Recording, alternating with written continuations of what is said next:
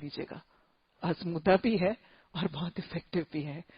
تو لہٰذا یہ صبر، یہ خاموشی اور تحمل سے خدمت پر اللہ کے احکامات اور اس کی رضا کے لیے جمے رہنا، یہ ناقدری کو قدردانی میں ضرور بدل دیتا ہے. اللہ ہمیں صبر اور اللہ ہمیں توکل اور قناعت کے زیورات سے آراستہ کر دے. اچھا جناب، اب غلام بنا دیے گئے. غلام بن گئے، پھر کیا ہوا؟ غلاموں کی منڈی میں بکے. کس نے خریدا؟ عزیز مصر نے. مصر کے جس شخص نے اسے خریدا، اس نے اپنی بیوی سے کہا اس کو اچھی طرح رکھنا، اس کو اچھی طرح رکھنا، بعید نہیں کہ یہ ہمارے لیے مفید ثابت ہو اور ہم اسے بیٹا بنا لیں. کس نے خریدا ہے؟ عزیز مصر نے حضرت یوسف علیہ السلام کو غلاموں کی منڈی میں سے خرید لیا. عزیز مصر کون ہے؟ اکثر مفسرین کہتے ہیں کہ یہ ان کا نام نہیں تھا، یہ ان کا لقب تھا. جیسے فرعون بھی کسی شخص کا نام نہیں تھا. فرعون جو قبطیوں کے حکمران تھے، جسے ہم پریزیڈنٹ کہتے ہیں، پرائم منسٹر کہتے ہیں، ایم این ایز کہتے ہیں، منسٹرز کہتے ہیں، وہ کیا ہوتا ہے؟ وہ ایک عہدے کی ڈیزگنیشن ہوتی ہے نا، ایک پوسٹ ہوتی ہے. ڈی ایس پی ہوتا ہے، ایس پی ہوتا ہے، ایس ٹی ہوتا ہے. یہ سب کیا ہے؟ کچھ پوسٹس ہیں، کچھ عہدوں کے نام ہیں. اسی طرح عزیز جو ہے ان کے ہاں کوئی کسی بادشاہ کے کسی مقرب عہدے، کسی بادشاہ کے وزیر کا کوئی ایک نام، ایک پوزیشن، ایک عہدے کی ڈیزگنیشن کا ایک نام تھا. تو گویا ایک بادشاہ کو کوئی وزیر ہے جس نے حضرت یوسف علیہ السلام کو خرید لیا. اور پھر یہ وزیر کیسے؟ یہ وہ شخص تھے جو مالدار بھی تھے، صاحب اقتدار بھی تھے، حکومت میں ان کو عہدہ بھی تھا، اقتدار بھی تھا، ان کے پاس دنیا کا علم بھی تھا، حکومت کو، عہدے کو چلانے کے ان کے پاس طریقے بھی تھے، ان کے گھر میں وہ ماحول بھی تھا، اور پھر یہ لا اولاد بھی تھے اور بڑے مہربان اور بڑے شفیق بھی تھا. تو لہٰذا انہوں نے اپنی بیوی کو یہ بھی کہا کہ اس کو عزت کے ساتھ رکھنا اور شاید ہم اس کو بیٹا بنا لیں. کیا بات پھر سے سمجھ آ رہی ہے؟ اللہ جب تکلیف دے رہا ہوتا ہے تو تکلیف دینے کے وسیلے ساتھ ساتھ فراہم کرتا جاتا ہے. اللہ نے کون سی آزمائش دی تھی؟ ارے گلے میں غلامی کا توق ڈل رہا ہے، غلام بنائے جا رہے ہیں. غلامی بہت بڑی آزمائش ہے. آزادی کی زندگی کے بعد غلامی کی زندگی بہت بڑی آزمائش تھی. لیکن جب اللہ نے غلامی کی آزمائش دی تو غلامی کی آزمائش کے ساتھ اس آزمائش کی آسانی کا وسیلہ اور ذریعہ بھی بنا دیا. این ممکن تھا کہ غلام بناتا اور غلام بنانے والا مالک کوئی جابر ہوتا، کوئی ظالم ہوتا، کوئی بخیل ہوتا، کوئی کنجوس سا شخص ہوتا، کوئی غریب سا شخص ہوتا. وہ مارتا، پیٹتا، ضرورت سے زیادہ مشقت لیتا، اپنی طاقت اور اپنی صلاحیت سے زیادہ کام لیتا. کیا حضرت بلال کا مالک ظالم نہیں تھا؟ کیا بہت بڑے بڑے صحابہ کرام کے ظالم مالک نہیں تھے؟ لیکن اللہ سبحانہ تعالیٰ نے حضرت یوسف علیہ السلام کے اوپر جب غلامی کی آزمائش ڈالی تو اس آزمائش میں آسانی اور سہولت کا طریقہ آزمائش کے ساتھ ہی دے دیا. اب یاد آ رہا ہے؟ بات سمجھ میں آ رہی ہے؟ جب اللہ تکلیف دیتا ہے تو تکلیف کو کاٹنے کے وسیلے، سبب، اسباب وہی فراہم کرتا ہے. اور دوسری بات، وہ فراہم کرتا ہے، چھوڑتا نہیں ہے اس آزمائش پہ کسی کو. ہاں کبھی دیر سے کرتا ہے. کنویں کے اندر کچھ دیر رہے تھے، ذرا دیر کے بعد قافلے والوں نے نکالا اور یہاں پر غلام بنے اور ساتھ ہی اچھا مالک دے دیا. تو لہٰذا اللہ تکلیف دیتا ہے تو تکلیف کاٹنے کے وسیلے وہی بناتا ہے اور وہ بناتا ہے، چھوڑتا نہیں. اللہ سبحانہ تعالیٰ نے دیکھے کتنا اچھا وسیلہ بنا دیا. بالکل ویسا ہی وسیلہ جیسے آپ دیکھیں کہ اللہ سبحانہ تعالیٰ نے حضرت مریم علیہ السلام کی کفالت کے لیے کس کو مقرر کیا تھا؟ حضرت زکریا علیہ السلام کو. کیا تھے؟ ایک نبی بھی تھے، وہاں سے علم بھی ملا، نبوت کی کرنیں بھی ملی، وہاں سے محبت بھی ملی، وہاں سے شفقت بھی ملی، وہاں پہ رشتہ داری کا معاملہ بھی تھا، اور کیا تھا؟ لا اولاد بھی تھے، ہے نا. تو اسی طرح حضرت یوسف علیہ السلام کو عین اس گھرانے میں پہنچا دیا جہاں محبت بھی ملی، جہاں نرمی بھی ملی، جہاں شفقت بھی ملی، جہاں حکومت، عہدے، اقتدار کا علم سیکھنے کا موقع بھی ملا. ہوتا کیا ہے؟ جو اللہ چاہتا ہے. بھائیوں نے تو یہ نہیں چاہا تھا لیکن اللہ نے چاہا تھا. اور اللہ نے جب چاہا تھا تو دیکھیں جس کو اللہ اپنے کام کا بنانا چاہتا ہے کیسے حالات کی بھٹی، کیسے آزمائشوں کی بھٹی اور حالات کے اتار چڑھاؤ مد و جزر میں سے گزار کے اپنے کام کا بنا رہا ہے نا. رب چاہتے ہیں کہ اللہ اپنے کام کا بنائے تو کیا آزمائشوں میں سے گزرنے پر تیار نہیں ہے؟ اللہ سبحانہ تعالیٰ جب کسی کو اپنے کام کا بناتا ہے نا تو پھر اس کو آزمائشوں کی بھٹی میں پرکھتا ہے، اس کو حالات کے اتار چڑھاؤ میں سے گزارتا ہے، اس کو مد و جزر زندگی میں سے گزارتا ہے. گزرنے کو تیار ہے؟ یہ قدم قدم بنائیں سوات کوئے جانا، وہ یہیں سے لوٹ جائیں جن کو زندگی ہو پیاری. نہیں، اگر آزمائشوں کی بھٹی میں سے گزرنے پہ تیار نہیں ہے تو اللہ سبحانہ تعالیٰ جس کو اپنے اب پتہ چلا آزمائشوں کی ایک وجہ کیا ہوتی ہے، اللہ نکھار کے اپنے کام کا بنانا چاہ رہے ہیں. اللہ سبحانہ تعالیٰ حضرت یوسف علیہ السلام کو مختلف حالات میں سے گزار رہے ہیں، اپنے کام کا بنانا چاہتے ہیں. اور جس کو کام کا بنانا چاہتا ہے نا، اللہ خود ہی اٹھا کے اس کو وہاں لے جاتا ہے. اللہ سبحانہ تعالیٰ ہمیں اپنے کام کے لیے منتخب کر لے. اللہ ہمیں اور ہماری اولادوں کو اپنے کام کے لیے منتخب کر لے. اور اللہ منتخب کرنے کے بعد، ہمیں چننے کے بعد، ہمیں اور اپنی اولادوں کو اپنے کام کا بنا لے. اللہ ہمیں صبر بھی دینا، اللہ ہمیں شکر کے زیور سے بھی آراستہ کرنا. ربی آئینی اللہ ذکر کہا و شکر کہا و حسن عبادت. اللہ ہماری عبادات میں حسن بھی عطا فرما، ہمیں ذاکر شاکر صابر بھی بنا کہ جب تو ہمیں حالات کے مد و جزر میں پرکھے، آزمائے، رگڑے، ہمیں مانجے تو اللہ ہم صابر شاکر بن کے تیرے پسندیدہ بندوں کی صف میں شامل ہونے میں کامیاب ہو جائیں. اللہ ہمیں اپنے کام کے لیے، ہمیں اپنی دین کی ارشاد کے لیے منتخب فرما. اللہ اپنی رضا عطا فرما. اللہ لیکن ان مراحل میں ہماری طاقت سے زیادہ بوجھ ہم پر نہ ڈالنا. اللہ ہماری طاقتوں اور ہمارے حوصلے سے زیادہ بوجھ ہم پر نہ ڈالنا. اللہ ہمیں اپنے کام کا بنا کر ہمیں دین کی خاطر جہاد، تبلیغ اور ارشاد کی توفیق عطا فرما دے. اللہ سبحانہ تعالیٰ نے دیکھیں کیا وہی جو اللہ چاہتا تھا، اور اللہ سبحانہ تعالیٰ نے حضرت یوسف علیہ السلام کو عزیز مصر کے گھر میں پہنچا دیا.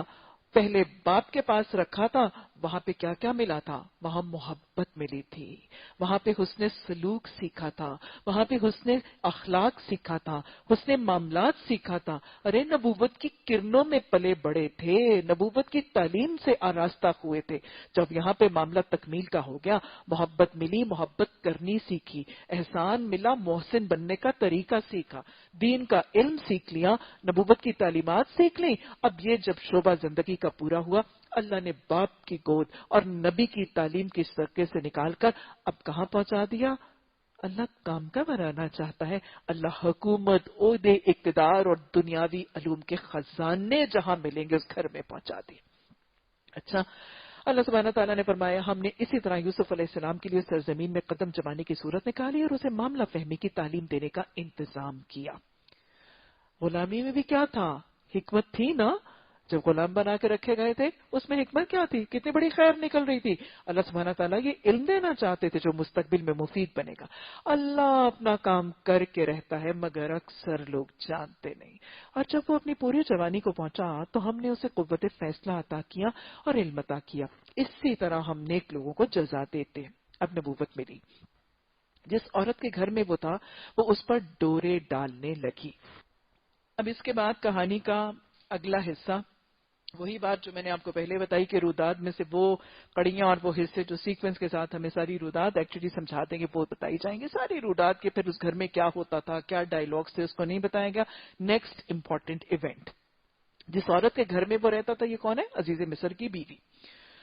عزیز مصر کی بیوی وہ کیا کرنے لگی؟ وہ اس پر ڈورے ڈالنے لگی اور ایک روز دروازہ بند کر کے بولی ہائی تعالیٰ کا، یعنی تو آجا. کس چیز کی آزمائش آ گئی؟ اب اگلی آزمائش. اللہ ایک آزمائش کے بعد آزمائش کو ٹالنے، اس میں خیر اور حکمت نکالنے کے ساتھ پھر اگلی آزمائش میں ڈالتے ہیں. اب کون سی آزمائش ہے جی؟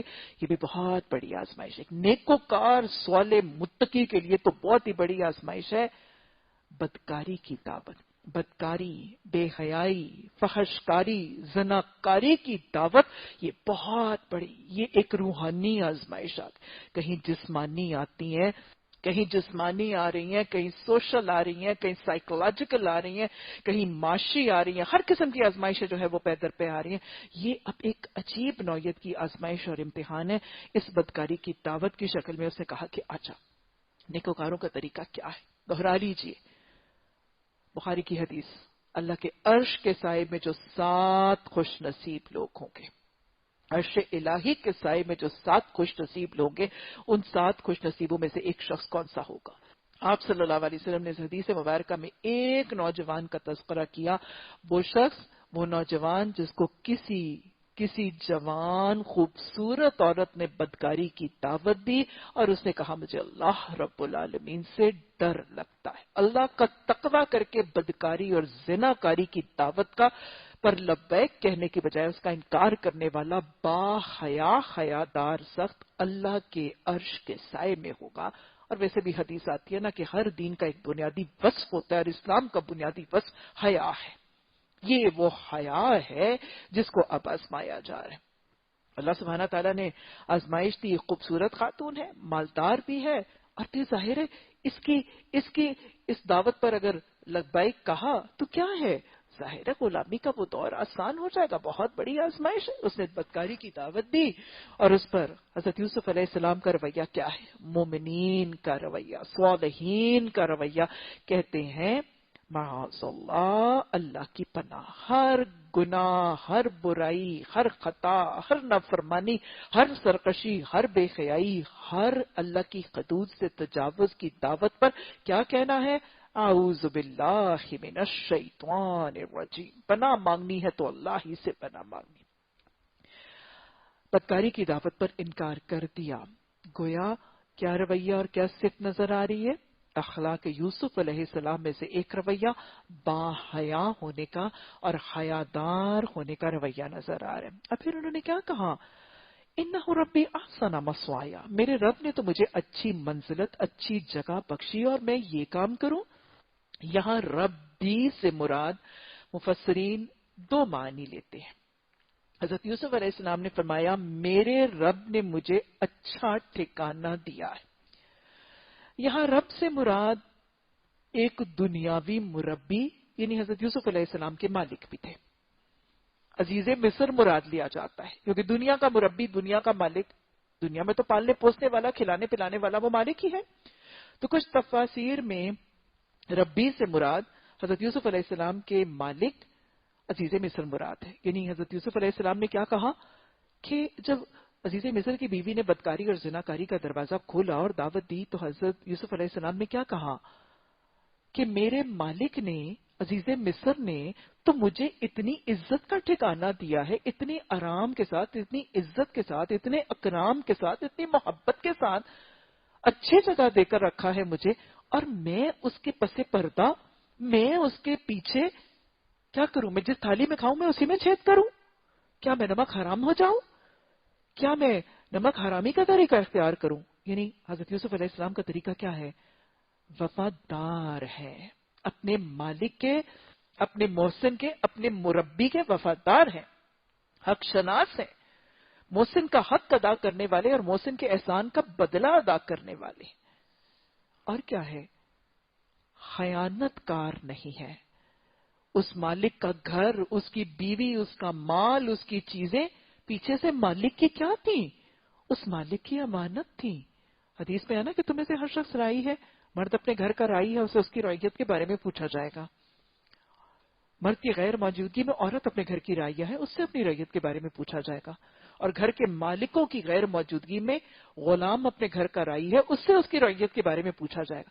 یہ رعیت کا احساس ہے، یہ امانت کا احساس ہے جو حضرت یوسف علیہ السلام کے دل میں، کہ میرا مالک، یہ پورا گھر، اس کی بیوی، اس کی عزت، اس کا مال، اس کی آبرو میرے پاس اس مالک کی امانت ہے۔ تو گویا امانت دار ہے، خیانت کار نہیں ہے۔ حضرت یوسف علیہ السلام کی ایک اور صفت، ربی کا دوسرا مطلب اللہ سبحانہ تعالی۔ کیا کہہ رہے ہیں حضرت یوسف علیہ السلام؟ کہ میرے رب نے، میرے اللہ نے مجھے اتنا اچھا ٹھکانہ دیا اور میں ایسی بدکاری کا عمل کروں؟ کون سا رویہ ہے؟ اللہ کے شکر کا طریقہ ہے، شکر گزار ہے کہ اللہ نے مجھے اتنا اچھا گھر اور اتنا اچھا ٹھکانہ غلامی میں دیا ہے، اور گویا عملی شکر بھی کر رہے ہیں، زبان سے شکر بھی کر رہے ہیں۔ عملی شکر کیا ہے؟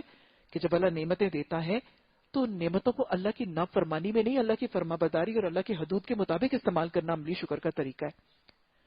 تو یوسف علیہ السلام کی اس ایک رویے اور اس ایک عمل میں ان کے کتنی صفات نظر آ رہی ہیں۔ سب سے پہلے رویہ حیا، با حیا ہے، حیادار ہے۔ دوسرا رویہ وفادار ہے۔ تیسرا رویہ امانت دار ہے، خیانت کار نہیں، امانت دار ہے۔ چوتھا رویہ شکر گزار ہے. یہ ہے نبیوں کی صفتیں. اور یہ دیکھیں شکر گزار ہے، کس حالت میں شکر کر رہے ہیں؟ حالت تو دیکھیں، کیفیت تو دیکھیں، کس حالت میں شکر کر رہے ہیں. ان کی حالت کیا ہے؟ بھائیوں نے ایک اندھے کنویں میں ڈالا تھا، وہاں سے غلاموں کی منڈی میں بکے ہیں، اب غلامی کا توق گلے میں ہے اور غلامی کی زندگی گزار رہے ہیں، اور وہاں پر یہ آزمائشیں بھی آ رہی ہیں. اس حالت میں بھی کہہ رہے ہیں کہ میرے رب نے مجھے بہت اچھی جگہ دی. اتنی بڑی بڑی آزمائشیں اور اتنی بڑی بڑی آزمائشیں اور تکلیفوں کے طوفانوں میں جب غلامی کی حالت میں ہے تو کہہ رہے ہیں کہ میرے رب نے تو مجھے بڑی اچھی زندگی دی ہے. یاد رکھیے گا،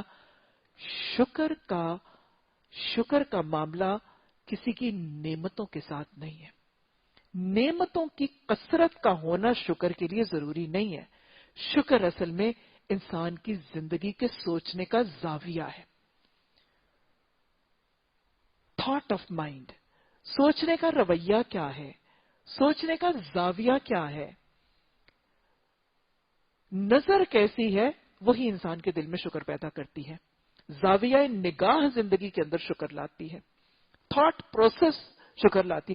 ایک ہی حالت میں، ایک جیسی نعمتوں میں ایک شخص نہ شکرا، مایوس، نا امید، پریشان، ڈپریسڈ، اور انہی نعمتوں میں، انہی حالتوں میں رہنے والا دوسرا شخص بڑا شکر گزار ہو کے خوش و شادہ پرا. دو بہنیں ہیں، دو بھائیوں کے گھر میں جاتی ہیں، ایک جیسا معاشی حالت ہے، ایک جیسا سیٹ اپ ہے، ایک جیسا گھر ہے، ایک جتنے ملازم ہیں، ایک جیسی گاڑیاں، ایک جیسا پہنتی اوڑھتی ہے. ایک بہن شکر گزار ہے، اس کا تھاٹ پروسیس صحیح ہے، اس کی زندگی کی چیزوں کو دیکھنے کا زاویہ نگاہ سچا ہے، وہ شکر گزار ہے. اور دوسری منفی سوچ والی ہے، ہر وقت ناشکری ہے، وہ مایوس ہے. شکر کا تعلق ہماری زندگی کی نعمتوں کے ساتھ نہیں، ہمارے دل کی حالت کے ساتھ ہے. شکر کا تعلق میری دل کی حالت اور میری زندگی کے سوچ کے ساتھ ہے. وہ انگلش کا ایک مقولہ سا مجھے یاد آ رہا ہے، two men behind the prison bars. Two men behind the prison bars. One looked at the stars, one looked at the darkness, and other looked at the stars. مطلب دو قیدی ہیں، وہ زندہ کی زنجیروں میں ہے، وہ قید خانے میں جکڑے ہوئے ہیں، اور ایک ان میں سے دیکھتا ہے، اور جب اس کھڑکی کے سے باہر جھانکتا ہے، ایک کو تو رات کی تاریکی نظر آتی ہے اور ایک کو آسمان کے ستارے نظر آتے ہیں. تو یہ ہمارا اپنا سوچ کا طریقہ ہے جو ہماری زندگی میں شکر کی نعمت لاتا ہے یا ناشکری کی عذاب لاتا ہے. اپنی زندگی کے رویوں کو مثبت بنانا ہے. ربی آئینی علی ذکرک و شکرک و حسن عبادتک اللہم اجعلنی صبورا واجعلنی شکورا. یہ نعمتوں کی کثرت نہیں ہوتی جو بندے کو شکر گزار بناتی ہے، یہ میری اپنی دل کی حالت، میری زندگی کی سوچ کا طریقہ ہے جو مجھے مشکور بنا کے شاد اور فرحہ بنا دیتی ہے. بہرحال اس حال میں بھی اللہ کا شکر کریں گے، اللہ کا اور واقعی آپ دیکھیں میں شکر کے پہلو تو ضرور ہے. کیا خیال ہے اس حالت میں شکر کا پہلو نہیں تھا؟ وہ تو دیکھنے والے کو نظر آتا ہے. یہاں پہ ناشکری کی بھی بہت سی حالت ہے. اپنی بستی سے دور ہوں، اماں ابا سے دور ہوں، غریب مجبور ہوں، غریب الوطن ہوں، پرائے قوم میں بیٹھا ہوں، غلام بن کے صبح سے شام کو جوتا جا رہا ہوں. ناشکری کی ہزار چیزیں، بلکہ ہیں ہی ساری ناشکری کی. لیکن ایک شکر کی بات بھی، شکر ہے کنویں سے زندہ بچ تو گیا، شکر ہے بک کے کسی اچھے مالک کے پاس پہنچ تو گیا. بس یہ شکر ہوگا تو زندگی خوشحال ہو جائے گی. اللہ ہمیں اپنی زندگی کی نعمتیں یاد رکھ کے خوشحال رہنے کی توفیق عطا فرمائے. اچھا کہنے لگے کہ میرے رب کا بہت احسان ہے کہ اس نے مجھے قدر و منزلت بخشی اور میں یہ کام کروں. ایسے ظالم کبھی فلاح نہیں پاتے. کون فلاح نہیں پاتا؟ ظالم کون ہے اور فلاح کون نہیں پاتا؟ بے حیائی، فحاشی، عریانی، کباگری اور زنا کاری کی دعوتوں پر لبیک کہنے والا ظالم بھی ہے، اور ایسا ظالم کبھی فلاح نہیں پاتا. اللہ اپنے ماحول میں جہاں بے حیائی ہو، جہاں فحاشی ہو، جہاں حیا کا جنازہ بکھر رہا ہو، جہاں حیا سوزی یا زنا کاری ہو، چاہے نگاہ کی، چاہے کان کی، چاہے زبان کی، چاہے دل کی، اللہ اس پر لبیک کہنے کے بجائے اس کا انکار کر کے فلاح پانے والا خوش نصیب بنا دے. وہ اس کی طرف بڑھی اور یوسف علیہ السلام بھی اس کی طرف بڑھتا اگر اپنے رب کی برہان نہ دیکھ لیتا. بے حیائی سے بچے کب تھے؟ جب اللہ کی برہان تھی. حیا ملی کب تھی؟ جب اللہ کی پہچان تھی. وہ بھی اس کی طرف بڑھتا اگر اپنے رب کی برہان نہ دیکھ لیتا. اللہ آج ہمارے معاشرے میں جب اتنی بے حیائی ہے، اللہ اتنی بے حیائی ہے، اتنی فحاشی ہے، اتنی عریانی ہے، اتنی زناکاری ہے، نگاہوں سے کانوں سے زنا کے اتنے مواقع موجود ہیں. اللہ اپنی برہان عطا فرما دے. اللہ ہمیں بھی، ہماری اولادوں کو بھی اپنا ایمان اور اپنی پہچان عطا فرما دے کہ اللہ حیا کا لبادہ اوڑھ کر زندگی گزارنے والے با حیا با کردار بننے میں کامیاب ہو جائے. وہ بھی اس کی طرف بڑھتا اگر اپنے رب کی برہان نہ دیکھ لیتا. ایسا ہوا تاکہ ہم اس سے بدی اور بے حیائی کو دور کر دیں. در حقیقت وہ ہمارے چنے ہوئے بندوں میں سے تھا. کیا سمجھ میں آ رہا ہے؟ اللہ کے چنے ہوئے بندوں کو پھر کیا کرنا ضروری ہے؟ ہاں، چنے ہوئے بندوں کی ایک لازم صفت کیا ہے؟ جب ان کو بے حیائی، فحاشی، بدکاری، زناکاری، کسی قسم کی فحشگاری کی دعوت ہو تو انہیں کیا کہنا ہے؟ رب کی برہان جن چنے ہوئے بندوں کو مل جائے ان کو ان دعوتوں کا انکار کرنا ہے. اللہ ہمیں ان دعوتوں کو پہچاننے، سمجھنے اور ان پر لبیک کہنے کی بجائے چنے ہوئے بندوں کی صفت پر جمنے، حیادار بندوں کا پیمانہ پورا کرنے کی توفیق عطا فرمائے. وہ ہمارے چنے ہوئے بندوں میں سے تھا. آخر کار یوسف علیہ السلام اور وہ آگے پیچھے دروازے کی طرف بھاگے اور اس نے پیچھے سے یوسف علیہ السلام کا قمیض کھینچ کر پھاڑ دیا. کیا ہوا؟ دروازے پر دونوں نے اس کے شوہر کو موجود پایا. اب اگلی آزمائش، غلامی کے دور میں اگلی آزمائش کیا تھی؟ بہت بڑی آزمائش ہے نا. ایک با حیا شخص کے لیے، صاحب ایمان متقی پرہیزگار شخص کو بے حیائی کی دعوت، فحش کاری کی دعوت، زنا کاری کی دعوت اتنی بڑی آزمائش تھی. اللہ نے آزمایا تھا، لیکن میرا رب کیا کرتا ہے؟ میرا قدیر رب جو آزمانے کی قدرت رکھتا ہے، وہ حکیم ہمیشہ کیا کرتا ہے؟ جہاں آزمائش بھیجتا ہے اس آزمائش کو دور کرنے کے طریقے ساتھ ہی دے دیتا ہے. اللہ نے آزمائش کاٹی کہ نہیں کاٹی؟ آزمائش آئی تھی لیکن اللہ نے فوری فوری کاٹ دی. آزمائش کے ذرا اثرات آنے سے پہلے پہلے کاٹ دی. ہاں، اللہ ایسا ہی کیا کرتا ہے. ادھر اتنی بڑی آزمائش، اتنا بڑا فتنہ کہ وہ عورت ان کے حسن میں مبتلا ان کے پیچھے بھاگ رہی ہے اور ان کو دعوت دے رہی ہے، لیکن اتنی بڑی آزمائش اللہ نے آنن فانن ٹال دی. اللہ کن کی آزمائش ٹالتا ہے؟ جو اس کے صابر شاکر، اس کے اطاعت گزار بن کے رہتے ہیں. اللہ نے آزمائش کیسے ٹالی؟ وہ دروازے کی طرف گئے تو ان کا شوہر وہاں پہ آ گیا. اس خاتون کا شوہر یعنی عزیز مصر آ گیا. تکلیف آئی تھی، اللہ نے اس کو ٹالنے کا طریقہ بنا دیا. اسے دیکھتے ہی عورت کہنے لگی، کیا سزا ہے اس شخص کی جو تیرے گھر والی پر نیت خراب کرے؟ اس کے سوا اور کیا سزا ہو سکتی ہے کہ وہ قید کیا جائے، اسے سخت عذاب دیا جائے. اب دیکھ لیجئے کہ اللہ سبحانہ تعالیٰ نے آزمائش تو ٹال دی، لیکن اس عورت کی کیفیت دیکھیے. عورت کیا کر رہی ہے؟ ویسے بھی ذرا معاشرے کا حال تو دیکھ لیجئے. حضرت یوسف علیہ السلام کا معاملہ جس معاشرے سے تھا، اس معاشرے کے اخلاقی بدحالی کا اندازہ ہو رہے. کھاتے پیتے مالدار صاحب اقتدار، حکومت اور عہدے والے گھروں کی بیویاں اور عورتیں کس قدر بدکار ہیں، کس قدر بدچلن ہیں. معاشرے کی بدکاری، معاشرے کی فحشگاری، معاشرے کی زناکاری. ارے اچھے اچھوں کے گھر زناکاری کے اڈے بنے ہوئے، اچھے اچھے گھروں کے حالات کے اندر بدکاری اور بے حیائی رائج نظر آتی ہے. اس معاشرے کا حال ہے جس کے ساتھ سابقہ کا پیش آ رہا ہے حضرت یوسف علیہ السلام کا. بہرحال خاتون کا رویہ کیا ہے؟ وہ جو پہلے ڈورے ڈال رہی تھی، وہ جو دعوتیں دے رہی تھی، وہ فوراً کیا کرتی ہے؟ وہ پاسا پلٹ جاتی ہے، اس کی کایا پلٹ جاتی ہے. فوراً کیا کہنے لگتی ہے کہ پوری کی پوری نیت اس نے خراب کی تھی اور میرا کوئی قصور نہیں تھا. کیا کہہ رہی ہے؟ جھوٹ بول رہی ہے. کیوں بول رہی ہے؟ حدیث آپ صلی اللہ علیہ وسلم کی، آپ نے فرمایا جس میں حیا نہ رہے وہ جو چاہے کرے. اس میں حیا تھی؟ ارے بے حیا ہی تو ہو گئی تھی، حیا ہی تو نکل گئی تھی، حیا کا شیرازہ ہی تو بکھر گیا تھا، جنازہ اٹھ گیا تھا اس کی حیا کا. بس اب جب حیا نہیں رہی تھی تو پھر جو چاہے کرے. حیا نہیں رہی تھی، اس نے بدکاری کی دعوت بھی، زناکاری کی دعوت بھی دی، پیچھے بھاگی بھی، دوڑی بھی، اور اب جھوٹ بھی تبھی بول رہی ہے. بے حیائی سارے برے گناہوں کے دروازے کھول دیتی ہے. آج ہمیں اپنی اور اپنی اولادوں کو حیا کے لبادے کو قائم رکھنے کی توفیق عطا فرمائے. اچھا، وہ کہتی ہیں کہ اس کی نیت کیا ہو، وہ قید کی جائے یا اس کو سخت سزا دی جائے. یوسف علیہ السلام نے کہا یہی مجھے پھانسنے کی کوشش کر رہی تھی. ایک مختصر سا جملہ. بسا اوقات مشکل حالات میں، آزمائش میں، اب اگلی آزمائش کیا ہے؟ ایک آزمائش تھی بدکاری کی دعوت، اس سے اگلی آزمائش تہمت اور الزام، بدکاری کا، زناکاری کا، گناہ کا، کبیرہ گناہ کا الزام لگا دیا جاتا. کیسی کیسی نوعیت کی آزمائشیں آئی ہیں حضرت یوسف علیہ السلام. ہر ہی نوعیت آ گئی، ہر ہی نوعیت کی آزمائش آتی ہے. اب الزام لگ گیا.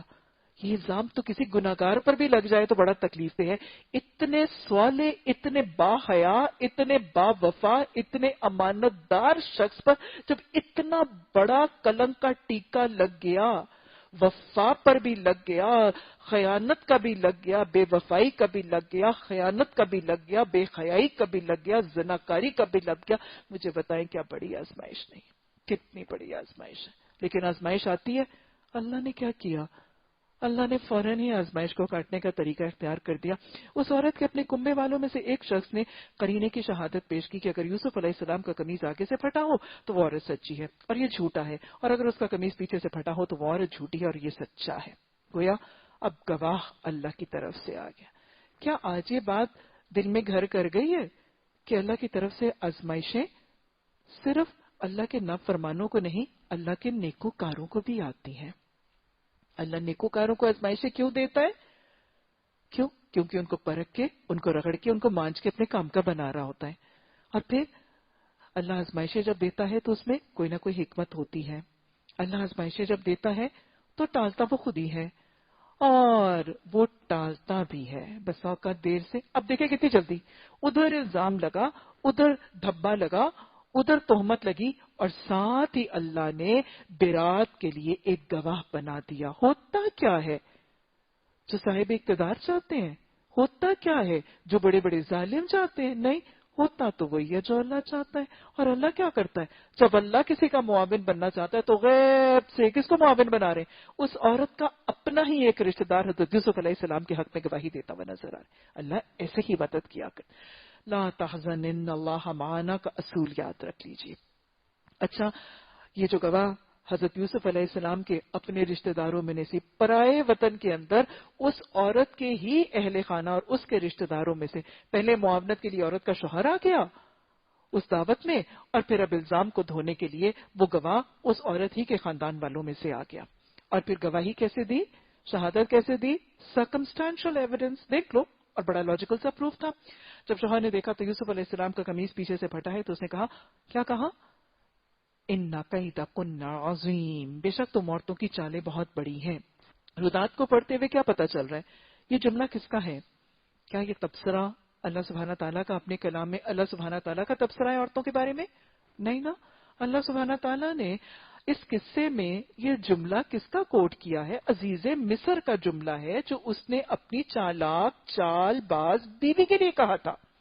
یہ آیت کے الفاظ اللہ سبحانہ تعالیٰ کی رائے خواتین کے بارے میں نہیں ہے. یہ تو اللہ نے اپنے اس رودات میں صرف عزیز مصر کا جملہ، وہ تاثر جو اس نے اپنی بیوی کو اس کے بارے میں دیا تھا، اس کا تذکرہ کیا جا رہا ہے. بس اوقات اس آیت کو کچھ مرد جو ہیں وہ کوٹ کرتے ہیں کہ اللہ نے قرآن میں عورتوں کو کہا ہے کہ تم بڑی چال باز ہوتی ہو، تم بڑی ہوشیار ہوتی ہو، اور تم بڑی فراڈ ہوتی ہو، اور تم بے ایمان ہوتی ہو، اور تم دھوکے باز ہوتی ہو، تو اس جملے کو کوٹ کیا جاتا ہے. یہ اللہ سبحانہ تعالیٰ کی رائے اور اللہ سبحانہ تعالیٰ کا حتمی بیان عورتوں کے بارے میں نہیں ہے. یہ کیا ہے؟ یہ عزیز مصر کا جملہ ہے. اللہ سبحانہ تعالیٰ نے فرمایا کہ عزیز مصر نے کہا کہ تم عورتوں کی چال بازیاں بہت زیادہ ہیں، بڑے واقعی غضب کی ہوتی ہیں تمہاری چالیں. یوسف علیہ السلام اس کے معاملے میں درگزر کر، اور اے عورت تو اپنے قصور کی معافی مانگ، تو ہی اصل میں خطا کار تھی. معاشرے کا حال دیکھ رہے، کیفیت نظر آ رہی ہے، اس کیفیت کی وجہ بھی نظر آ رہی ہے. معاشرے کا حال کیا ہے؟ اس معاشرے کے مرد، حالانکہ یہ اتنا صاحب اقتدار ہے، عزیز مصر ہے، عہدے پر ہے، حکومت میں ہے، اقتدار میں ہے، اتنی پوزیشن اور ڈیزگنیشن پر ہے، لیکن اتنی پوزیشن، پوسٹ، مال والا شخص بھی اس معاشرے میں وہ مرد بحیثیت شوہر کتنا ہیلپ لیس ہے، کتنا بے وقت ہے، کتنا ہلکا ہے. کوئی ہے اس کے پاس اتھارٹی؟ کوئی ہے اس کے پاس طاقت؟ مرد کیا ہے؟ سورہ نساء میں اللہ نے مرد کو کیا بنایا ہے؟ شوہر کو کیا بنایا؟ الرجال قوامون علی النساء. سارے کے سارے مرد، سارے کے سارے شوہر اپنی بیویوں کے اوپر کیا ہے؟ قوام. یہ قوام نظر آ رہا ہے؟ اس کی قوامیت کا کوئی عنصر نظر آ رہا ہے؟ نہ. نہ یہ اپنی عورت کی نگرانی کر سک رہا ہے، نہ اس کی حفاظت کر رہا ہے، نہ اس کو سپروائز کر رہا ہے، نہ اس کو مانیٹر کر رہا ہے، نہ اس کو چیک کر رہا ہے، نہ ہی اس کی کوئی اتھارٹی ہے، نہ اس کی کوئی مرضی ہے، نہ ہی اس کو ڈانٹ سک رہا ہے، نہ اس کو قابو میں رکھ سک رہا ہے. یہ قوام ہے؟ مرد قوام نہیں ہے. عورتوں کی کیفیت کیا ہے؟ معاشرے میں عورتیں کھلی چھٹی میں ہیں، آزاد ہیں، کھلی چھٹی ہے. کیا کون سا قانون اور کون سی حد اللہ سبحانہ تعالیٰ کی اس معاشرے میں رائج نظر نہیں آ رہی. گھر کے اندر مرد کی قوامیت اس معاشرے کے اندر نظر نہیں آ رہی. میں ہمیشہ آپ کو بتاتی ہوں کہ قرآن کی ایک آیت، قرآن کی ایک حد، اللہ کے ایک حکم کی جب خلاف ورزی ہونے لگتی ہے، ایک حد سے جب تجاوز ہونے لگتا ہے، تو اس کے اثر بڑے وائڈ سپریڈ ہوتے ہیں، بڑے ضرر رساں اثرات ہوتے ہیں اور بڑے دور رس بھی ہوتے ہیں. نسلوں تک اس کے اثرات چلتے ہیں اللہ کی ایک حکم کی نافرمانی. دیکھ لیجئے اس معاشرے میں مرد قوام نہیں ہے. مرد شوہر اپنے گھر میں قوام نظر نہیں آتا، اس کے پاس کوئی اتھارٹی نہیں ہے، ہلکا ہو گیا، بوتا بن گیا ہے، وہ حفاظت نہیں کر پا رہا، وہ قابو میں نہیں رکھ پا رہا، اس کی اتھارٹی نہیں ہے، وہ ڈکٹیٹ نہیں کر سکتا، وہ کنٹرول نہیں کر سکتا، وہ سپروائز نہیں کر سکتا، وہ کسی قسم کی اتھارٹی ایکسرسائز نہیں کر سکتا. عورتیں آزاد ہیں، کھلی چھٹی ہے، بے لگام ہے. معاشرے میں کیا اثرات نظر آ رہے ہیں؟ پورے کے پورے معاشرے کے اندر بے حیائی ہے، فحاشی ہے، عریانی ہے، بدکاری ہے، زناکاری کا سیلاب نظر آ رہا ہے.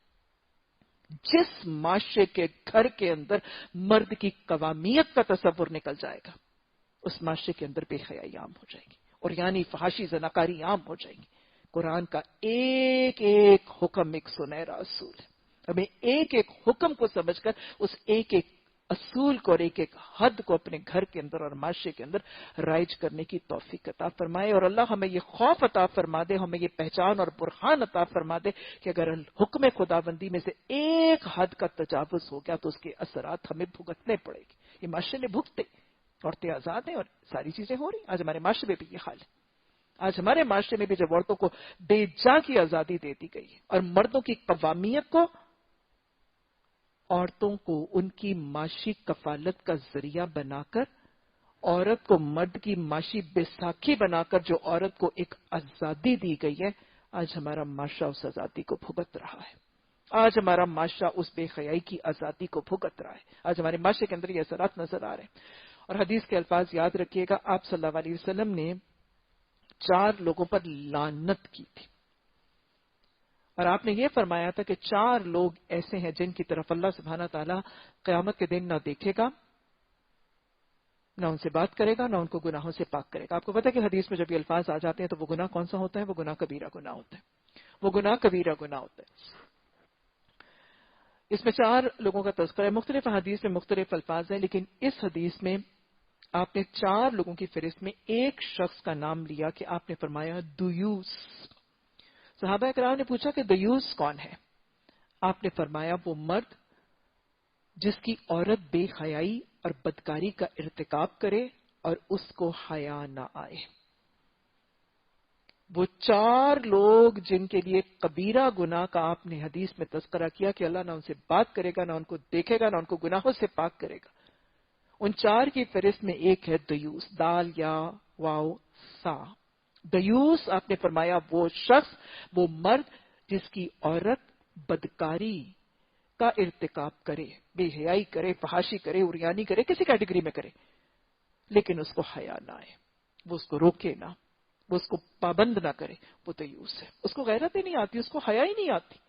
آج ہمارے معاشرے کا یہی حال ہے. اللہ ہمیں ان تعلیمات کو معاشرے میں عام کرنے کی توفیق عطا فرمائے. اچھا جی، جب یہ رودات پھیل گئی تو شہر کی عورتیں آپس میں چرچا کرنے لگیں کہ عزیز کی بیوی اپنے نوجوان غلام کے پیچھے پڑی ہے، محبت نے اس کو بے قابو کر رکھا ہے، ہمارے نزدیک تو یہ صریح غلطی کر رہی ہے. حضرت یوسف علیہ السلام کے دور کے اس معاشرے میں اب مزید حالات نظر آتے چلے جا رہے ہیں کہ معاشرے کا حال کیا ہے، ڈسکشنز کیسی ہیں، کانورسیشنز کیسی ہیں، گفتگویں کیسی ہیں، اور خاص طور پہ اس معاشرے کی خواتین کے باتوں کے موضوعات کیا ہیں. کیا ایسا ملتا جلتا معاشرہ میں اور آپ آج اس معاشرے کی شکل میں دیکھ نہیں رہے؟ کانورسیشنز اسکولوں میں، کالجوں میں، اسٹاف روموں میں، کافی پارٹیوں میں ڈسکشنز کیا ہیں؟ آج یہی تو ڈسکشنز ہیں، یہی تو باتیں ہیں. آج ہماری اخباریں بھی ان کانورسیشنز اور ان گوسپس کے ساتھ بھری پڑی ہیں. تو لہٰذا یہی چرچے، یہی باتیں. ہماری شریعت کیا کہتی ہے؟ ہماری شریعت تو کہتی ہے کہ اگر کوئی کسی کے اوپر گناہ کا اور زنا کا الزام لگائے گا اور وہ 4 گواہ نہیں لائے گا تو اس چرچے کو روکنے کے لیے اور بے حیائی کے قصوں کو فروغ دینے اور اس کا چرچا روکنے کے لیے اسلامی معاشرے میں کیا ہے؟ حد قذف ہے. اور نظر آ رہا ہے آپ کو، جس معاشرے سے حدود الہی اٹھ جاتی ہیں وہاں پر یہ چرچے عام ہو جاتے ہیں. یہ ہے حدود الہی کی برکتیں اور فیوز. آج ہمارے معاشرے میں بھی یہ حدود رائج نہیں ہے، اسی لیے یہ چرچے عام ہیں. بالکل یہ وہی معاشرہ ہے جو حضرت یوسف علیہ السلام کے دور کا معاشرہ ہے. اچھا، جب اس کو پتا چلا کہ میرے خلاف یہ پروپیگنڈا ہو رہا ہے اور میرے خلاف یہ بات ہو رہی ہے تو عزیز مصر کی اس بیوی نے کیا کیا؟ اس نے جو ان کی یہ مکارانہ باتیں سنی تو ان کو بلاوا بھیج دیا اور ان کے لیے تکیہ دار مجلس آراستہ کر دی اور ضیافت میں ان کے آگے ایک ایک چھری رکھ دی. اگلا ماحول اور صحبت دیکھ لیجیے، ایسے لگ رہا ہے جیسے کہ حضرت یوسف علیہ السلام کے دور کی عورتیں تو بالکل ہی آزاد ہیں، کھلی چھٹی ہے، گھوم رہی ہیں، پھر رہی ہیں، محفلیں ہیں، قیامت توام کی نشستیں قائم ہو رہی ہیں. آزاد ہو گئی ہیں نا عورتیں، ان کو نہ کوئی لگام ہے، نہ کوئی پوچھ پکڑ ہے، نہ کوئی روک ٹوک ہے، نہ دن کو ہے نہ رات کو ہے. گھوم رہی ہیں، پھر رہی ہیں. کیا ہو رہا ہے؟ کافی پارٹیاں ہو رہی ہیں، ٹی پارٹیاں ہو رہی ہیں، کمیٹی پارٹیاں ہو رہی ہیں، آزاد اکیلی عورتوں کی دعوتیں، صحبتیں، محفلیں. اور پھر یہ صرف وہ کمیٹی پارٹیاں اور خواتین کی آپس میں ایکسکلوسیو محفلیں نہیں ہیں. یہ کیا ہے؟ یہ اسراف کی محفلیں ہیں، ریاکاری کی محفلیں ہیں، نمود و نمائش کی محفلیں ہیں، تسن و بناوٹ کی محفلیں ہیں، نمود و نمائش کی محفلیں، حدود سے بڑی ہوئی یہ محفلیں. کوئی اللہ کی حد ان محفلوں میں قائم ہی نہیں ہے. تو لہٰذا اپنے معاشرے کا تقابلہ آج کرتے جائیں. آج یہ محفلیں ہمارے معاشرے میں بہت عام ہیں. وقت ضائع ہو رہا ہے، خرافات. اور ان محفلوں میں گفتگو کیا ہے؟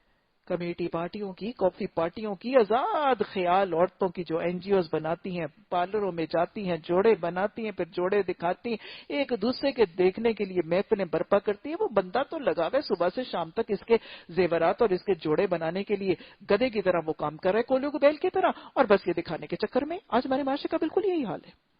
اچھا، اس نے ایک محفل جو ہے وہ برپا کر دی، ہر ایک کے آگے تکیہ دار محفلیں ہیں، عشرت، کیف و سرور کی محفلیں، بکواس والی ممل گفتگو وہاں کے موضوعات ہیں، بیکار لا یعنی گفتگو، ہر ایک کے آگے اس نے چھری رکھ دی. پھر اس وقت جب وہ پھل کاٹ کے کھا رہی تھیں، اس نے یوسف علیہ السلام کو اشارہ کیا کہ ان کے سامنے نکلا.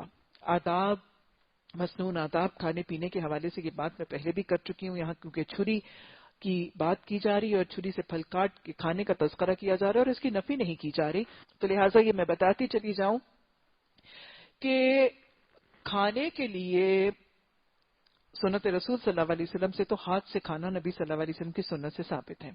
آپ صلی اللہ علیہ وسلم جب کھانا تناول فرماتے تھے تو آپ اپنے دست مبارک سے کھانا تناول فرماتے تھے. آداب زندگی میں بہت وضاحت سے بات کر چکے ہیں. اور آپ جب کھانا تناول فرماتے تھے تو اپنی ان پہلی 2 انگلیوں کے ساتھ اور اس انداز میں کہ سالن یا کھانے کے ساتھ انگلیوں کے پہلے 2 پور یا کم از کم 1 یا 2 پور سے زیادہ کھانا جو ہے نا وہ باقی ہاتھ کو گندا نہ کرے. بہرحال ہم آداب زندگی میں یہ سب چیز وضاحت سے پڑھ چکے ہیں. لیکن جہاں سنت رسول صلی اللہ علیہ وسلم سے دست مبارک سے کھانا سنت سے ثابت ہے، وہاں پر آپ صلی اللہ علیہ وسلم کی حیات طیبہ میں چھری کے ساتھ گوشت کاٹ کھانے کی سنت بھی ثابت ہے.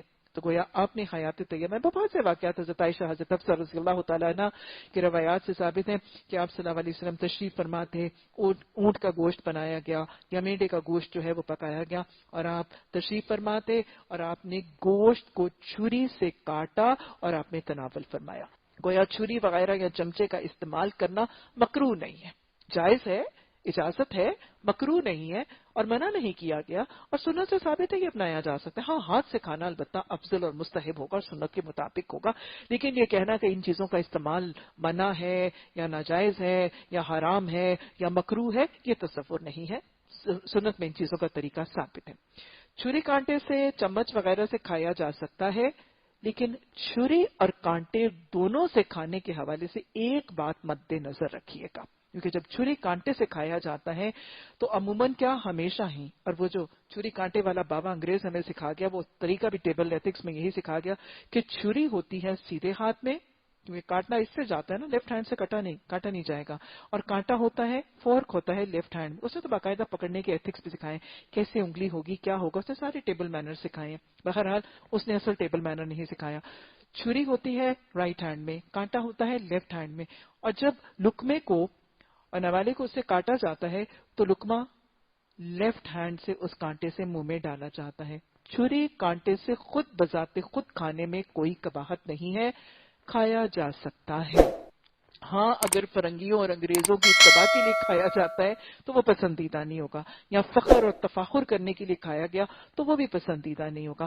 عاجزی اور انکساری کے لیے، سنت کو اپنانے کے لیے، سنت کی دعوت دینے کے لیے اگر وہ ایسی محفل میں بھی کھایا گیا ہاتھ سے تو انشاءاللہ یہ سنتوں کی ترویج کا ذریعہ بنے گا. بہرحال چھری کانٹے سے کھایا تو جائے گا، لیکن اگر کھایا جائے گا تو وہ لقمہ کاٹنے کے بعد چھری کو رکھ دیا جائے گا، کانٹے کو سیدھے ہاتھ میں لیں گے اور پھر لقمہ منہ میں ڈالا جائے گا، کیونکہ بائیں ہاتھ سے کھانا اور بائیں ہاتھ سے لقمہ ڈالنے کی حدیث میں سختی سے ممانعت موجود ہے. اور آپ نے فرمایا کہ جو شخص بائیں ہاتھ سے کھانا کھاتا ہے شیطان اس کے کھانے میں اس کے ساتھ شامل ہو جاتا ہے. تو اس ادب کو بہرحال ہمیں اپنی زندگی میں دھیان میں رکھنا ہے. اچھا جی، وہ عورتیں پل کاٹ کے کھانے لگی، اب اس میں مصروف ہیں. تو عزیز مصر کی بیوی نے تو یوسف علیہ السلام غلام ہے نا، اشارہ کیا کہ سامنے آ جا. جب ان عورتوں کی نگاہ اس پر پڑی تو وہ دھنگ ہو کر رہ گئی. یہ واحد موقع ہے پوری سورہ یوسف میں جہاں کس چیز کا تذکرہ ہلکا سا طریقے سے، پوشیدہ طریقے سے آ رہے. حسن یوسف کا تذکرہ پوری صورت میں نہیں ملے گا، صرف یہ ہلکی سی نشانی ہے حسن یوسف کی. پوری کی پوری صورت میں حضرت یوسف علیہ السلام کے حسن کے بجائے کس چیز کا؟ ان کے احسان کا تذکرہ ہے، ان کی حسن سلوک کا، حسن اخلاق کا، حسن معاملات کا تذکرہ ہے. یہ واحد ایک موقع ہے جس میں ڈائریکٹلی نہیں، انڈائریکٹلی ایک پوشیدہ اور مبہم سے طریقے سے حسن یوسف کی علامت نظر آ رہی ہے. اس پر نگاہ پڑی تو وہ دھنگ رہ گئی اور اپنے ہاتھ کاٹ بیٹھی اور بے ساختہ پکار اٹھی، حاشا للہ، یہ شخص انسان تو نہیں ہے، یہ تو کوئی بزرگ فرشتہ ہے. عزیز کی بیوی نے کہا، دیکھ لیا نا، یہ وہ شخص ہے جس کے معاملے میں تم مجھ پر باتیں بناتی تھی. بے شک میں نے اسے رجھانے کی کوشش کی تھی مگر یہ بچ نکلا. اگر یہ میرا کہنا نہیں مانے گا تو قید کیا جائے گا اور بہت ذلیل و خوار ہوگا. لیں جی، یہ تو پیچھے کہہ رہی تھی کہ اس نے مجھے رجھانے کی کوشش کی ہے، اب کہہ رہی ہے کہ میں نے کیا. وہ جو عربی کا مقولہ ہے نا، وہ کیا کہتے ہیں، مصرع عربی کا، درو کو حافظہ نہ باشت. جھوٹ بولنے والے کا حافظہ کچھ نہیں ہوتا، کبھی کچھ کہتا ہے کبھی کچھ کہتا ہے. اصل میں جھوٹ بولنے والا ایک جھوٹ تھوڑا بولتا ہے، ایک جھوٹ بولنے والے کو پھر ایک جھوٹ کی لڑی بولنی پڑتی ہے اپنے جھوٹ کو چھپانے کے لیے. اور وہ ایک تھوڑا بولتا ہے، وہ تو عادی مجرم ہے، ایک کے ساتھ بھی جھوٹ، دوسرے کے ساتھ بھی جھوٹ. اس نے 20 معاملوں میں 20 جھوٹ بولے رکھتے ہیں. اس سے کیا پتا میں نے کس کو کیا کہا، میں نے کس کو کیا کہا. جھوٹے کا حافظہ کوئی نہیں ہوتا، کبھی ایک بات کہتا ہے کبھی دوسری بات کہتا ہے. اب پہلے خود ہی کہتی تھی کہ میرا قصور نہیں ہے، اس کا قصور ہے، اب خود ہی کہنے لگی کہ میرا قصور ہے. اور پھر دیکھیں کہ معاشرے کا حال کیا ہے. کہتے ہیں اگر میری بدکاری کی دعوت پر یہ لبیک نہیں کہے گا اور میری بات نہیں مانے گا تو قید کیا جائے گا. یوسف علیہ السلام نے کہا، ہاں تکلیف میں کس کو پکارا جاتا ہے؟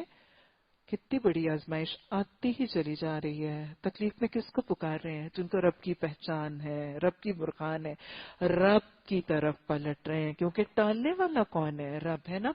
اے میرے رب، مجھے قید منظور ہے بنسبت اس کے کہ میں وہ کام کروں جو یہ لوگ مجھ سے چاہتے ہیں. اگر تو ان کی چالوں کو مجھ سے دفع نہیں کرے گا تو میں ان کے دام میں پھنس جاؤں گا اور جاہلوں میں شامل ہو جاؤں گا. حضرت یوسف علیہ السلام کی سنت با حیا ہونا، حیا دار ہونا حضرت یوسف علیہ السلام کی سنت ہے. اور با حیا ہو کر کیا مانگ رہے ہیں؟ رب کی طرف مانگ رہے ہیں. اپنی حیا کی تکمیل اور اس عمل پر ثابت قدمی کرنے کے لیے اللہ سے مدد مانگ رہے ہیں. اور آج یہ دعا بھی بہت خوبصورت سی دعا ہے.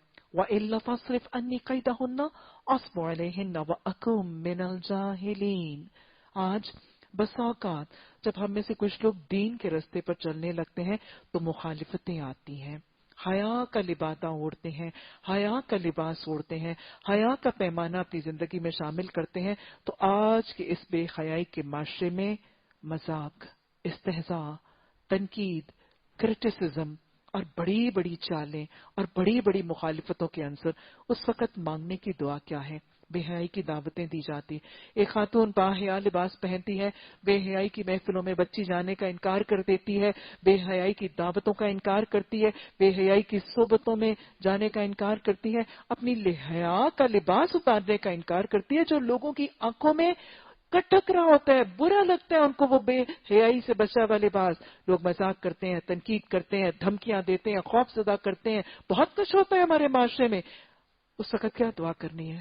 اللہ اگر تو ان کی چالوں کو مجھ سے پھیرے گا نہیں تو پھر میں ان کے دام میں پھنس جاؤں گا اور میں بھی جاہلوں میں سے ہو جاؤں گا. بہت خوبصورت دعا ہے. کبھی زندگی کے ایسے مرحلے میں پھنس جائیں اور لگے کہ ان کی چالیں اتنی طاقتور ہو گئی ہیں کہ کہیں میں ان کی چال میں پھنس کے اللہ کی نافرمانی کر کے بے حیائی کی طرف مائل نہ ہو جاؤں, تو اس وقت مانگنے کے لیے بہت خوبصورت دعا. اور پھر کیا پتہ چل رہا ہے, بے حیائی میں شامل ہونا, فحاشی, بدکاری, بے حیائی میں کی دعوت پر لبیک کہنا کس کا رویہ ہے؟ پڑھے لکھوں کا جاہلانہ رویہ. آج ہمارا معاشرہ کیا کہتا ہے؟ آج ہمارے معاشرے میں جو باحیا ہے اس کو جاہل کہا جاتا ہے, اس کو ان پڑھ کہا جاتا ہے, اس کو گنوار کہا جاتا ہے. یہی تو چالیں ہیں. ان چالوں سے بچنے کے لیے یہ افیکٹو ترین دعا ہے. اللہ ہم اس دعا کو یاد رکھنے اور اللہ اس رویے اور اس عمل پر عامل ہونے کی توفیق عطا فرمائے. اور اللہ یہ دعا مانگ کے جب ہم تیری طرف پلٹے تو اللہ ہمیں اپنا بھی بنا لینا, اللہ ثابت قدم بھی دے دینا, ثابت قدمی بھی دینا, اللہ ہمارے دلوں کو سکینہ بھی دینا, اور اللہ وہ ان چالوں کو اپنی خاص نصرت اور معاونت کے ساتھ ان چالوں کو ہر ایسے مستقم سے ٹال بھی دینا. حضرت یوسف علیہ السلام نے دعا کی کہ اگر تو نے ان چالوں کو مجھ سے دفع نہ کیا تو میں ان میں پھنس جاؤں گا, جاہلوں میں شامل ہوں گا. جب مانا, جب دعا مانگی, اپنی حیا کے پیمانے پر بچنے کی دعا مانگی, تو کیا کیا اللہ نے, اس کے رب نے اس کی دعا قبول کر دی اور ان عورتوں کی چالیں اسے دفع کر دی. بے شک وہی تو ہے جو سب کچھ سنتا اور سب کچھ جانتا ہے. حیا پر قائم رہنے کے لیے جب کوئی دعا کرتا ہے تو وہ رب جو مجھے اور آپ کو حیا کے طریقے سکھاتا ہے, مجھے اور آپ کو حیا کی حدود کا لبادہ پہناتا ہے, میرے اور آپ کے لیے حیا کی حدود نصب کرتا ہے, وہ حیا پر قائم رہنے کی دعا کرنے والوں کے لیے ان کی دعا ضرور سنتا ہے. اللہ ہماری یہ دعائیں ہمارے حق میں اور ہماری اولادوں کے حق میں قبول فرما. پھر ان لوگوں کو یہ سوچی کہ ایک مدت تک اسے قید کر دیا, حالانکہ وہ اس کی پاک دامنی اور خود اپنی عورتوں کے بری اتوار کی سری نشانیاں دیکھ چکے تھے. کیا ہوا تھا؟ جب عزیز مصر نے اپنی بیوی کے معاملے میں ساری رودات دیکھی تھی, سرکمسٹانشل ایویڈنسز دیکھی تھی, اسے پتا چل گیا تھا کہ گناہ حضرت یوسف علیہ السلام کا نہیں ہے, بیوی کا ہے. تو انہوں نے کیا کہا تھا؟ بیوی کو برا بھلا کہا تھا. بیوس کی کیفیت ہے نا, بیوی کو برا بھلا کہا تھا, یا اس کو سزا دی تھی, یا اس کو کوئی مارا پیٹا تھا, یا لان تان کیا تھا. یا حضرت یوسف علیہ السلام کیا کہا تھا؟ یوسف علیہ السلام تو ان کو درگزر کر دے, اس کو اگنور کر دے, اور بیوی چل تو اپنے گناہ کی معافی مانگے. دیٹ واز آل, فنشڈ, ختم ہو گئی تھی ردا. اب یہاں پہ کیا ہوا؟ معاشرے کا حال نظر آ رہا ہے. کھلی چھٹی کن کو تھی؟ معاشرے میں آزاد کون تھے؟ معاشرے میں جو بے حیائیاں کر رہے تھے, جو فحاشی کرتے تھے, جو ریانی کرتے تھے, جو گناہ کے کام کرتے تھے, جو معصیت پیش آتے, وہ معاشرے میں دندناتے تھے, وہ معاشرے میں طاقتور تھے, وہ معاشرے میں آزاد تھے, وہ معاشرے میں بے لگام تھے. اور جو حیا کا لبادہ اوڑھنے والے تھے, جو با حیا تھے, وفادار تھے, امانت دار تھے, شکر گزار تھے, ان کو پابند سلاسل کیا جاتا تھا. یہ وہ معاشرہ تھا جو تعاونوا علی الاسم والعدوان کا لبادہ اوڑھے ہوئے تھا. یہ وہ معاشرہ ہے, یہ وہ رنگ ہے جو آج ہمیں معاشرے میں بہت عام نظر آتا ہے. آج طاقت کس کی ہے, عہدہ کس کا, اقتدار کس کا ہے؟ جو ناچتے ہیں, جو نچواتے ہیں, جو گاتے ہیں, لوگوں کو گانا گانے کی ترویج دیتے ہیں, اور جو ایسی محفلیں برپا کرتے ہیں, وہ حکومتوں اور عہدوں اور اقتدار کے ضامن بن کے, انقلاب کے ضامن بن کے, لوگوں کے آنکھوں کو مسحور کر کے, ان کے دلوں کو مسحور کر کے بے حیائی کے نعرے لگا کر آج کامیاب بننے والے. آج ہمیں حقیقت نظر آ جائے, اللہ اس قوم کو آج اپنا حقیقی حل نظر آ جائے, اور اللہ قرآن اور حدیث کی دعوت اس معاشرے تک پہنچانے کی ہمیں اللہ توفیق عطا فرما دے. ربنا لا تزغ قلوبنا بعد إذ هديتنا وهب لنا من لدنك رحمة إنك أنت الوهاب. سبحانك اللهم وبحمدك نشهد أن لا إله إلا أنت نستغفرك ونتوب إليك. سبحان ربك رب العزة عما يصفون وسلام على المرسلين والحمد لله رب العالمين. آمين ثم آمين.